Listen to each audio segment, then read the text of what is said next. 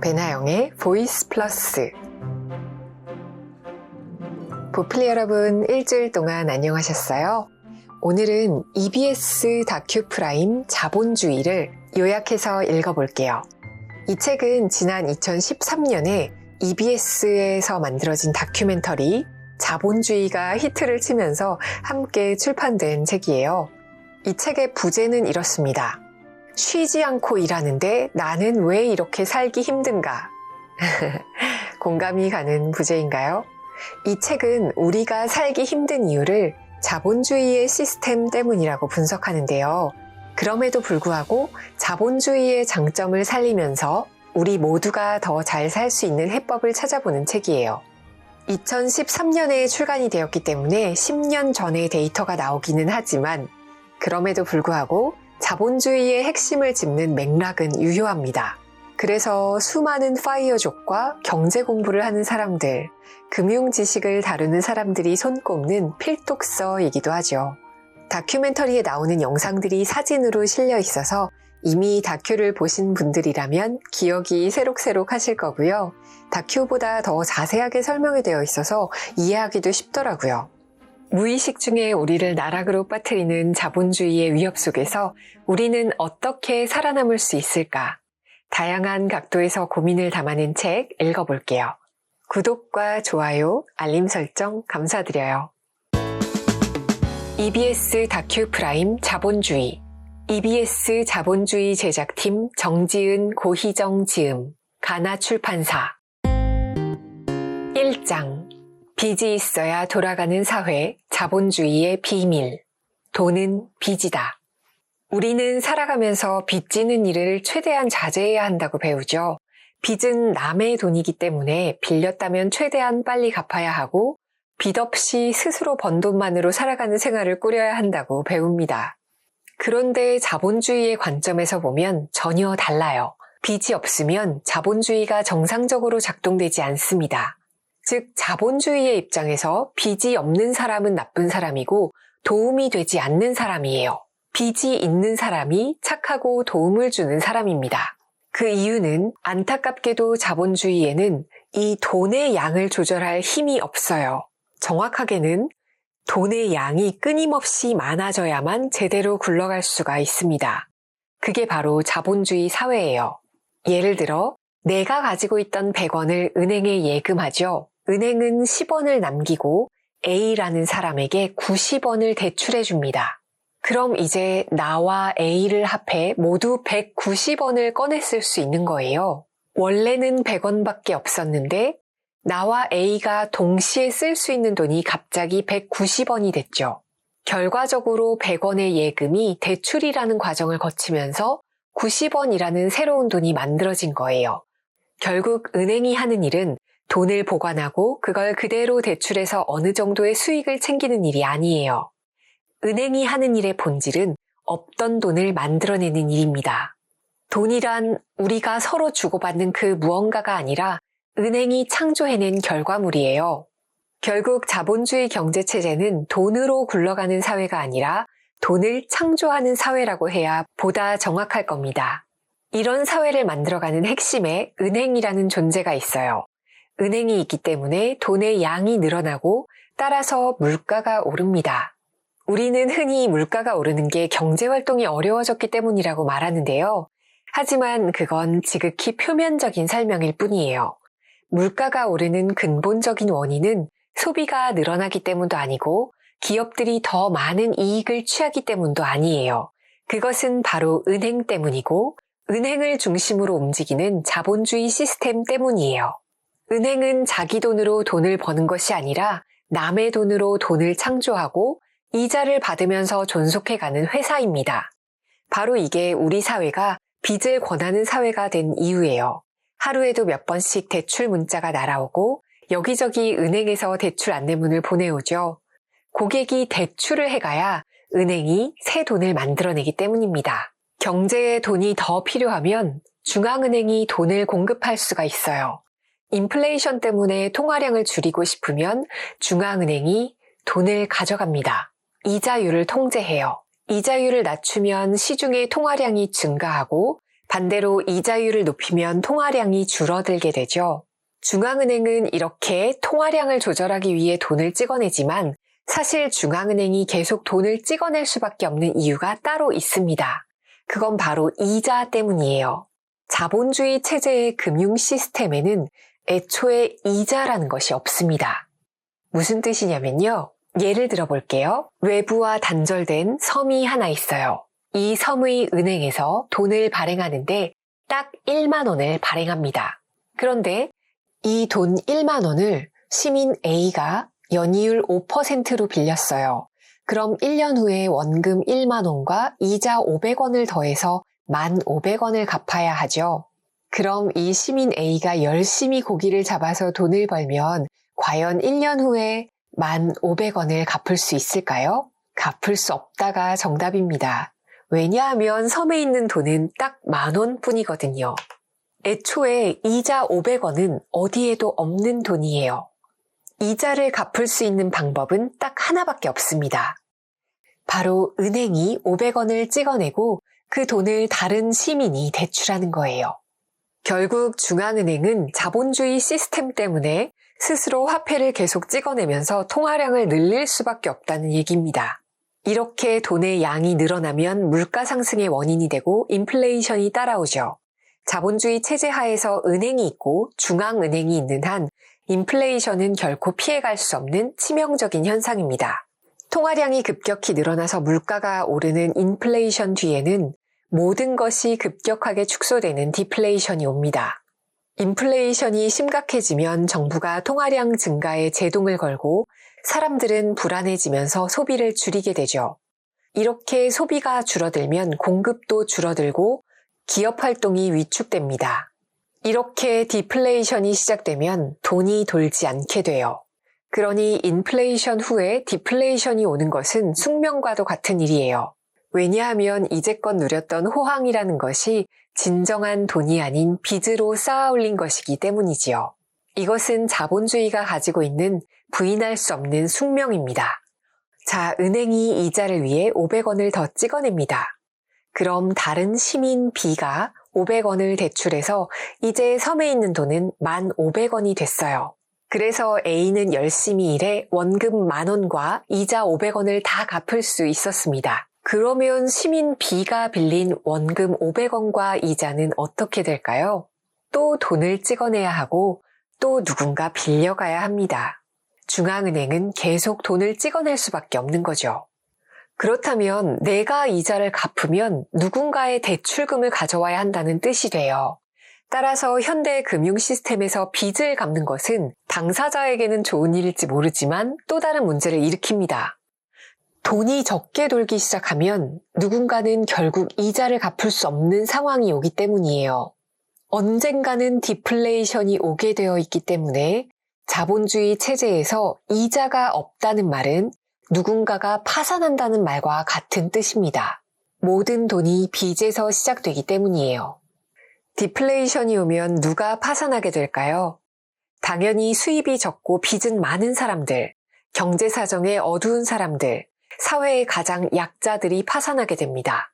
그래서 자본주의 사회에서 경쟁은 필연적일 수밖에 없어요. 시스템에 존재하지 않는 이자가 실제로는 존재하는 한 우리는 다른 이의 돈을 뺏기 위해 끊임없이 경쟁해야만 하죠.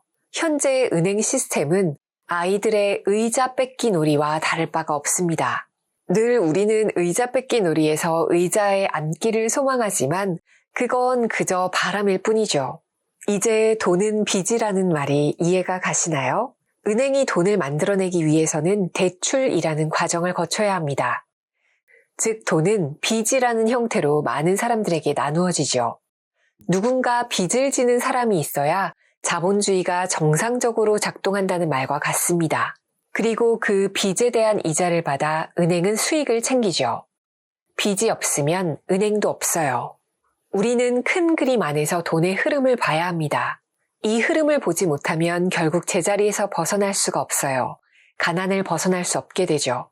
우리의 지갑 속 돈이 사라지는 것은 우연이 아닙니다. 돈이 돌아가는 원리를 모르면 희생자가 될 수밖에 없어요. 그래서 우리는 미국 사회가 어떻게 돌아가는지, 우리나라의 금융정책이 어떻게 바뀔지 생각할 수 있어야 합니다. 아무리 대출을 권유해도, 아무리 흥청망청 써도 괜찮다고 유혹해도 스스로 중심을 잡아야 합니다. 돈의 노예가 되지 않기 위해 나무가 아닌 숲을 보는 안목을 가져야 합니다. 2장. 위기의 시대에 꼭 알아야 할 금융상품의 비밀. 금융지능은 있는가? 돈이 최고의 가치인 자본주의 세상에서 우리는 모두 부자가 되고 싶어 하지요. 그리고 많은 사람들이 자신의 돈을 불리는 수단으로 재테크를 떠올립니다. 2000년대가 되자 은행은 본격적으로 펀드와 보험을 팔고 신용카드 발급을 확대하면서 금융자본주의 한가운데에 서기 시작했어요. 금융자본주의라는 말은 노동력을 중심으로 하던 자본주의에서 금융을 중심으로 하는 자본주의로 전환됐다는 걸 의미합니다. 실제 노동력이 돈을 만들어내는 것이 아니라 돈이 돈을 만드는 사회가 본격적으로 시작되었죠. 그래서 우리에게는 금융 지식이 필요합니다. 우리는 은행을 정직한 기업이라고 생각하는 경향이 있죠. 돈을 다루는 곳이니까 정확하고 투명할 것이다. 거기다 내 돈을 안전하게 보관해주고 이자까지 준다. 또 원할 때는 언제든 다시 찾을 수 있기 때문에 은행은 참 고마운 곳이다 라고 생각합니다. 하지만 우리는 은행이 수익을 내는 기업이라는 걸 명심해야 합니다. 많은 은행원들이 특정 금융상품의 장점을 부각시키고 단점은 거의 설명하지 않는 것은 예산일이죠. 우리는 은행과 거래를 하지 않을 수 없어요. 투자를 하지 않을 수도 없죠. 다만 모든 상품에 장단점이 있게 마련이라는 사실을 인식하고 그 상품의 수익률과 함께 위험성에 대한 설명을 반드시 들어야 합니다. 모르면 묻고 이해가 될 때까지 질문해야 해요. 그래야 자신의 이익을 먼저 추구하는 은행과 공정하게 거래할 수 있습니다. 톰 소여의 모험을 쓴 마크 트웨이는 이렇게 이야기했어요. 은행은 맑은 날에 우산을 빌려줬다가 비가 오면 우산을 걷는다. 은행들은 계속해서 돈을 벌어야 하는 회사라는 걸 인지하고 있어야 합니다. 은행이 보다 많은 돈을 벌기 위해서는 고객들이 보다 위험한 상품에 가입해야 해요. 고객들이 안전한 상품에만 투자하게 되면 고객에게 돌아가는 이익도 낮아지고 은행이 벌 수 있는 이익도 낮아집니다. 이자율이 높은 위험한 상품에 고객들이 투자해야 은행에 돌아오는 이익이 많아져요. 위험한 곳에 투자를 한다는 이야기는 곧 그 돈을 잃을 가능성도 높아진다는 걸 의미합니다. 은행은 그런 위험을 애초에 고객님의 탓으로 돌려놓기 때문에 별로 걱정이 없어요. 그래서 은행은 판매 수수료가 많은 펀드를 권하고 보험 담당자는 수수료가 높은 보험을 권하죠. 파생 상품은 투자를 가장한 도박과도 같습니다. 우리가 금융 전문가라는 사람들의 말을 무조건 액면 그대로 믿을 수 없는 이유가 바로 여기에 있습니다. 그러니 금융상품에 투자하고 그걸로 돈을 벌기 원한다면 우리도 공부를 해야 하고 그것의 함정과 숨어있는 이면을 보기 위해 안목을 키워야 합니다. 돈이 없으면 한시도 살 수 없는 금융자본주의 사회에서 금융에 대해 모르는 것은 총 없이 전쟁에 나가는 것과 크게 다르지 않습니다. 책에서는 금융지능이 있어야 살아남을 수 있다고 경고합니다. 어렸을 때 내가 접한 금융환경과 성인이 되고 나이가 들면서 접하는 금융환경이 너무나 달라지기 때문에 어릴 적 금융 이해력이 그대로 유지돼서 성인까지 이어진다는 보장이 없고요. 새로운 경험과 새로운 정보가 자꾸자꾸 필요합니다. 우리는 세탁기를 구매해서 세탁기를 돌려보고 작동이 안 되면 반품할 수 있죠. 아이패드를 샀는데 작동이 안 되면 반품할 수 있어요. 하지만 금융상품은 다릅니다. 최소한 5년에서 길면 25년 동안 투자를 해야 하고요. 25년 후에 형편없는 연금을 받더라도 반품할 수가 없어요. 자본주의 금융 시스템에서 우리가 살아남기 위해서는 스스로 금융에 대해 공부하고 이해하려는 노력이 필수로 동반돼야 합니다. 3장. 나도 모르게 지갑이 털리는 소비 마케팅의 비밀. 소비는 감정이다. 자본주의는 소비를 완전히 다른 차원으로 이동시킵니다. 과거의 소비라는 것은 그저 필요를 만족시켜주는 것이었어요. 배가 고프면 쌀을 사고 옷이 헤어져서 입을 수 없게 되면 옷을 샀죠. 하지만 그래가지고는 차고 넘치는 자본주의의 생산품들이 다 소비될 수가 없어요. 잉여 생산물들이 많아졌는데 그게 회전이 되지 않으면 자본주의에는 시스템적인 문제가 생기게 됩니다. 이것을 해결할 수 있는 유일한 방법은 바로 소비를 권장하는 것 또는 강요하는 것이에요. 결국 소비자들은 필요한 것을 구매하는 사람이 아니라 필요하지 않은 것까지도 소비해서 자본주의의 잉여 생산물을 떠맡아야 합니다. 그런데 이런 과정이 자연스럽게 보이게 하기 위해서 첨단 기술과 첨단 과학, 고도의 심리 기술, 광고가 필요하죠. 우리는 수없이 다양한 방면에서 소비 마케팅의 공격에 노출되어 있어요. 대형 슈퍼마켓에 가면 사람들은 시계 반대 방향으로 걷도록 되어 있습니다. 대부분의 사람들이 오른손잡이이기 때문이고요. 이 방향으로 돌아야 상품을 집어들기가 쉬워요. 실제로 반시계 방향으로 매장을 돌 때 7% 더 많이 구매하게 된대요. 또 중간에 과속 방지턱을 설치하기도 하죠. 그러면 쇼핑카트가 진동하기 때문에 천천히 걷게 되는데요. 그 결과 상품을 더 사게 됩니다. 쇼핑카트의 크기를 점점 더 크게 만들기도 해요. 클수록 더 많이 구매하니까요. 그런데도 대부분의 사람들은 자신이 합리적인 소비자라고 생각합니다. 하지만 연구 결과에 따르면 우리의 소비 행동은 95% 이상 무의식이 결정한다고 해요. 일단 무엇인가 사고 싶다는 욕망이 든 후에는 그걸 의식적으로 합리화한다는 거죠. 아, 이건 나에게 필요한 거야 라고요. 나의 의식은 무의식이 하려고 하는 소비를 점차적으로 합리화시킵니다. 그래서 쇼핑은 감정입니다. 우리는 이성적인 판단을 한다고 착각할 뿐이지 실제로는 감정으로 소비합니다. 연구 결과에 따르면 우리는 불안할 때, 우울할 때, 그리고 화가 났을 때 더 쉽게 소비한다고 해요. 우리가 홈쇼핑 채널을 보고 있을 때 이제 수량이 얼마 남지 않았습니다 라고 하면 왠지 지금이 아니면 못 살 것 같고 지금이 아니면 더 비싸게 살 것 같은 불안함이 생깁니다. 주문 전화가 폭주하고 있다, 이제 곧 매진이다 라는 말을 들으면 불안해서 결국 그 물건을 사게 되죠. 학부모들이 아이를 학원에 보내는 심리도 마찬가지입니다. 다른 아이들과 비교해서 내 아이가 못하는 것은 아닐까 하는 불안한 감정 때문에 교육의 과소비가 일어납니다. 그리고 연구 결과 필요하지 않아도 친구가 사면 나도 사는 경우가 많습니다. 이런 동조 소비는 또래 문화가 형성되는 청소년기에 특히 더 강하게 작용하는데요. 청소년들이 가장 많이 느끼는 감정이 외로움이기 때문에 이 외로움을 메워줄 수 있는 또래 집단이 가지고 있는 물건, 그 물건을 가짐으로써 같은 소속감을 느끼게 된다고 해요. 그리고 이게 바로 과소비로 이어질 수 있는 동기가 되죠. 일례로 우리는 특정 브랜드의 패딩 점퍼가 마치 교복처럼 유행하는 걸 보았었죠. 물론 모든 사람들이 슬픔이 있다고 과소비를 하지 않고 여러 장의 신용카드를 가지고 있다고 과소비를 하진 않아요. 그렇다면 과소비에는 뭔가 다른 이유가 있을 텐데요. 자존감이 낮으면 더 많은 돈을 쓴다는 연구 결과가 나왔어요.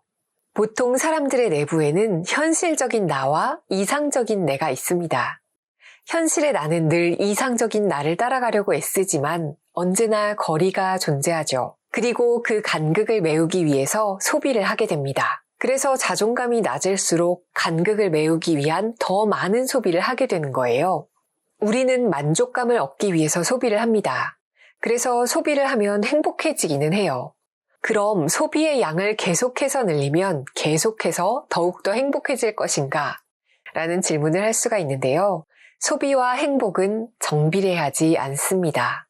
물질에 대한 소비보다는 내 삶을 풍요롭게 하는 삶의 경험에 소비하는 것이 훨씬 더 오래 기억되고 그만큼 만족감과 행복감도 오래 지속된다고 해요. 한 사람이 소비할 수 있는 능력은 한정되어 있잖아요. 유한한 소비를 늘릴 수 없다면 우리는 욕망을 줄여야 합니다. 욕망을 줄일 때 편안한 행복을 찾을 수 있어요. 5장, 복지 자본주의를 다시 생각한다.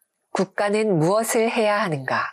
인류의 역사 500만 년을 하루 24시간으로 환산했을 때 자본주의가 출현한 시간은 23시 59분 56초. 250여 년의 자본주의를 살아온 우리는 더 행복해졌을까요? 우리가 사는 금융자본주의는 별로 행복해 보이지 않습니다. 자본주의에서 희망을 발견하기 어려워 보여요. 소득은 계속해서 불평등해지고 약자들은 점점 더 소외되고 있습니다. 그렇다면 우리는 자본주의를 버려야 할까요? 우리는 자본주의를 버릴 수 없고 실패한 공산주의를 다시 불러올 수 없습니다. 남은 방법은 하나, 고장난 자본주의를 고쳐 쓸 수밖에 없어요. 그렇다면 우리는 자본주의가 가진 문제의 가장 본질적인 면으로 접근해야 합니다.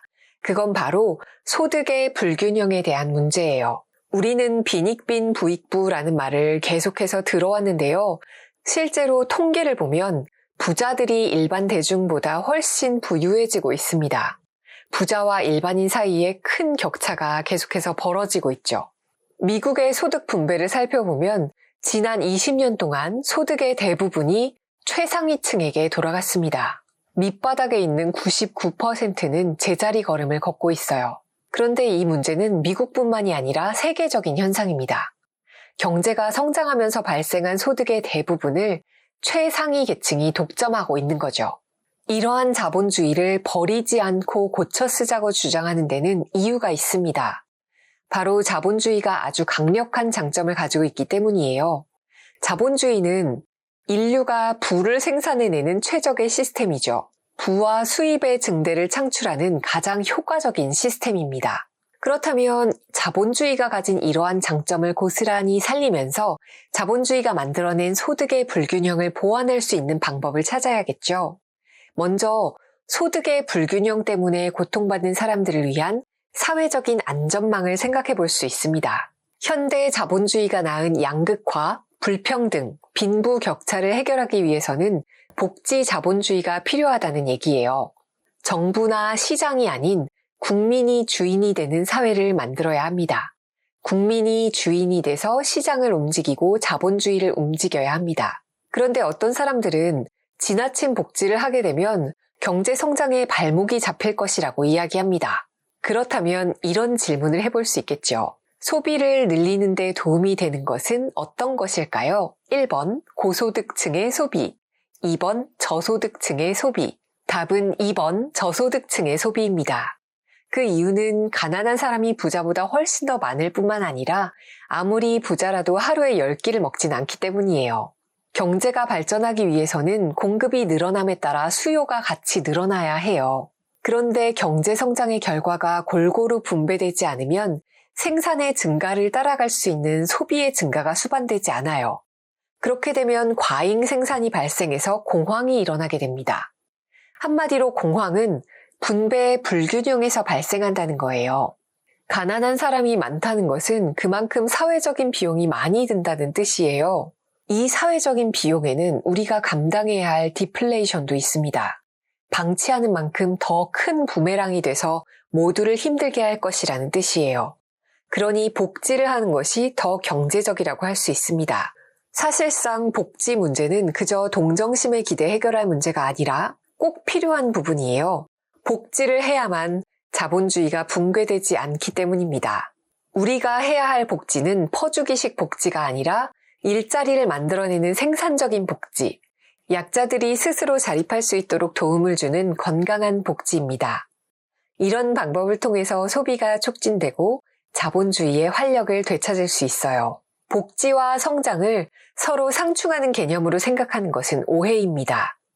자본주의가 만들어낸 부, 그리고 엄청난 성장력이라는 장점을 유지시키기 위해서 우리는 복지라는 대안을 생각할 수밖에 없습니다. 연구에 따르면 부유한 계층일수록 그 자녀들이 모험적인 일을 선택한다고 해요. 리스크가 더 큰 직종을 선택할 가능성이 약 20% 정도 높다는 사실을 발견했습니다. 즉 생활이 안정될수록 모험을 하더라도 더 창의적인 일에 도전한다는 이야기예요.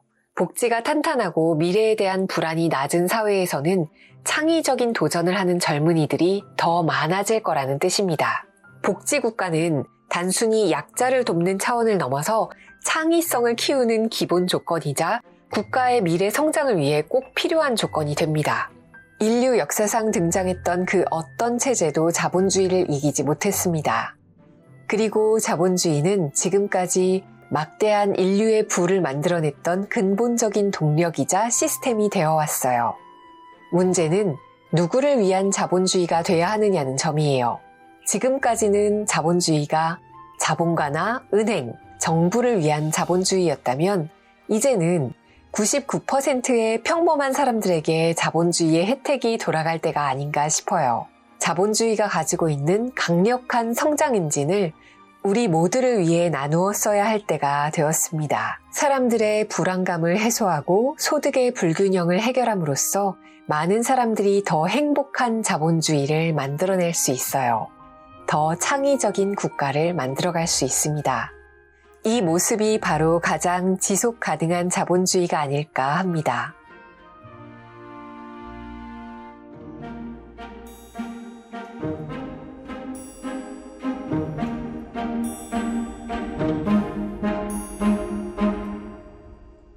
배나영의 보이스 플러스